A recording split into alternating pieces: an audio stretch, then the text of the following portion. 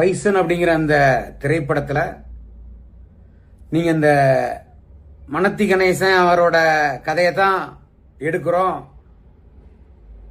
அந்த வாழ்க்கை வரலாறு தான் அப்படிங்கிற மாதிரிலாம் இருந்தா, அந்த கதையோடவே அந்த கபடி களத்தோட நீங்க அந்த கதையை கொண்டு போயிருந்தீங்க அப்படின்னா எல்லாருமே கண்டிப்பா பாராட்டுவாங்க. அந்த கபடி கதைக்குள்ள நீங்க மரியாதைக்குரிய அண்ணன் வெங்கடேச பண்ணையாரோட குடும்பங்கள், அது மட்டும் இல்லாம தங்களுடைய சமுதாயம் சார்ந்து இருக்கக்கூடிய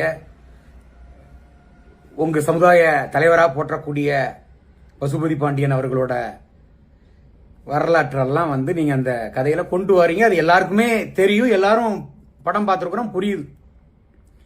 அப்ப நீங்க உங்க சமூகத்தில் இருக்கக்கூடிய மறைந்து போன உங்க தலைவரை பத்தி படம் எடுக்கணுங்கிற மாதிரி இருந்தா தாராளமா எடுக்கலாம், அதுக்கு உங்களுக்கு உரிமை இருக்கு. அதே நேரத்தில் உண்மை நிலவரத்தை, அவர் வாழ்க்கையில நடந்த உண்மை நிலவரங்களை நீங்க வெளியில கொண்டு வந்திருக்கிறோம்.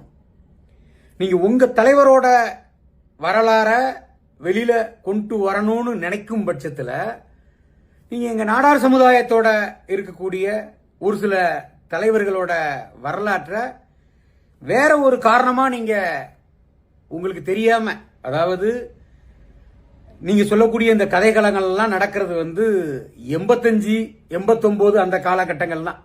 நம்ம பசுபதி பாண்டியன் எதா இருந்தாலும் சரி, அண்ணன் வெங்கடேச பண்ணையாரனோட இருந்தாலும் சரி, சுபாஷ் பண்ணையாரனோட அப்பாவோட வரலாறுகள் எல்லாம் முந்தைய காலங்கள். அப்பெல்லாம் மாரி செல்வராஜ் இயக்குனர் அவர்கள் டவுசர் கூட போட்டிருக்க மாட்டீங்க.